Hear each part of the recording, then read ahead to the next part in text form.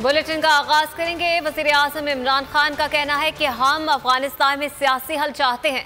अफगानिस्तान में इंतशार से तमाम हमसाया मुल्क मुतासिर हो जाएंगे। सियासी तस्फिया की पूरी कोशिश कर रहे हैं। गवादा में तरक्याती मंसूबों की इफ्तिताही तकरीब से खिताब में इमरान खान ने कहा कि तालिबान से भी बातचीत करेंगे।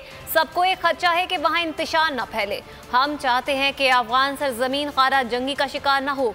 गवादा सेंट्रल एशिया तक मुंसलिक होगा। गवादा मंसूबे बलूचिस्तान को तरक्की की नई राह पर डालेंगे। यहाँ एक इंटरनेशनल एयरपोर्ट बनने जा रहा है। माजी में बरामदात को फरोग ना देने की वजह से 20 बार IMF के पास जाना पड़ा।